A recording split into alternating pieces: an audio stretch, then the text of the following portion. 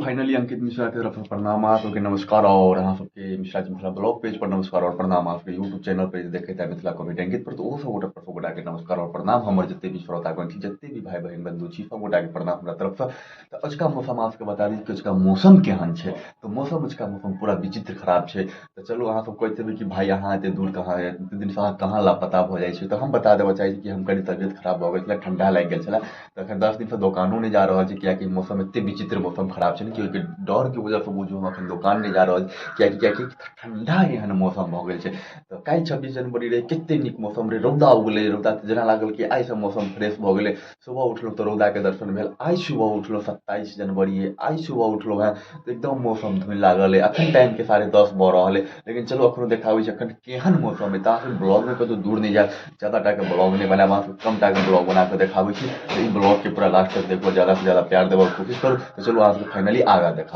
हम ओकरा छत पर आबि गेलहुँ हँ छत पर चढ़ि गेलहुँ हँ कैलाकि बाहर जायब तऽ एखन कनि ठंडा मौसम छै एखन ओनाहितो कहबो केलहुँ हँ कि जखन हमरा कनि ज्यादा तबियत खराब छलै ओहिके वजहसँ एखन अहाँ सबके नहि किछु देखा पेलहुँ तऽ देख सकै छियै अजुका मौसम केहन छै तऽ आइ की 27 तारीख छै जेकि 27 तारीखके मौसम एहि प्रकारके मौसम पूरा गाँवमे पूरा विचित्र मौसम एहि प्रकारके देख सकै छियै पूरा धुनि धानि सब तरफसँ चारू तरफसँ लागल छै तऽ अहाँ सबके बता सकै छी कि देख सकै छी केहन मौसम छै चारू तरफसँ गाँवके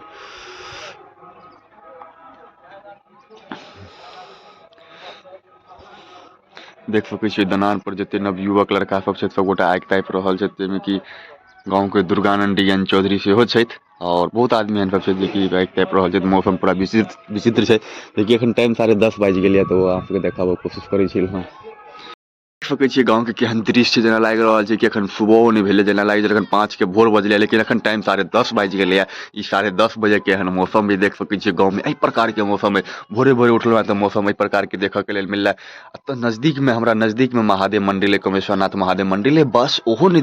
देखा रहल अइ जेकि एखन 10:30 बाजि रहल अइ पोखरि तऽ बुझू साफे नहि देखा रहल अइ बीचमे पोखरि अइ ओहो नहि अहाँ सबके पता चलैत हैत कि पोखरि छै कि नहि चारू बगल गाँवके अहाँ यदि दृश्य देखियौ तऽ चारू तरफसँ धुइने धुनि लागल छै हर जगह जहाँ देखियौ तहाँ धुइने धुनि लागल छै तऽ आब ई एहि प्रकारके एखन मौसम छै तऽ कोनो मौसमके आस नहि छै कि रौदा कहिया उगतै एहन एहि प्रकार तऽ एहि प्रकारके मौसम छै एहि प्रकारके विचित्र मौसम भऽ गेल छै एखन तऽ कोनो मौसमके पते नहि चलि रहल छै कखन भोर होइ छै कखन साँझ होइ छै कखन दुपहरिया होइ छै कखन बेरिया होइ छै कोनो एहि प्रकारके पता नहि चलै छै कियाकि मौसमके कोनो पता नहि चलै छै कखन भोर हेतै कखन की हेतै एहन मौसम खराब भऽ चुकल छै ई तऽ बुझियौ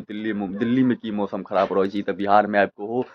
अपना गाँवमे एहन मौसम खराब भऽ गेल छै तऽ कहि सकै छी कि मौसमके कोनो कखन कोनो ठीक नहि छै किया लेकिन आब हमरा अन्दाज एहि तरफसँ बुझा रहल अइ कि सरस्वती पूजाके बादे ई मौसम पूरा फ्रेश हैत बसन्त पञ्चमीके बाद ई मौसम फ्रेश हैत जाहि प्रकारके मौसम लागि रहै लेकिन काल्हि खुना रौदा उगल रहै सुबह सुबह भोरे उठलहुँ तऽ देखलहुँ रौदाके मौसम तऽ कहलहुँ ओह आबसँ तऽ रौदा उगतै पूरा दिल गदगद भऽ गेल मोन पूरा अथी भऽ गेल कियाकि एखन हमरा बुझू तबियत खराब अइ तबियत खराबके वजहसँ अहाँ सबके किछु नहि देखा पाबै छलहुँ हेँ नहि एखन हम दोकान जा पाबै छियै कियाकि मौसम बहुत खराब छै ठण्डी मारि देने छलै तऽ डॉक्टरो मना केने छलथि एखन बिल्कुल हम ठीक छी एखन कोनो प्रकारके दिक्कत नहि छै आब अहाँके हम 10 दिनमे कनि पूरा रिकवर भेलहुँ हेँ बढ़िआँसँ छी ठीक छी लेकिन मौसमके कोनो ठीक नहि छै मौसम कखन की कऽ देतै ताहि दुआरे एहि मौसमसँ बहुत डरायल रहै छी जे गोटा एहि मौसमसँ मजाक खेल खेलऽ चाहै छी ओहि मौसमसँ मजाक नहि करू खेल नहि करू कियाकि सब गोटा अपन अपना घरमे रहू सुरक्षित रहू कियाकि मौसमके कोनो ठीक नहि छै ई मौसम कखन ककरा की बिगाड़ि देतै तऽ चलू अहाँ सबके नेक्स्ट ब्लॉगमे मिलै छी फेर एतऽ हम अपन ब्लॉग एन्ड करै छी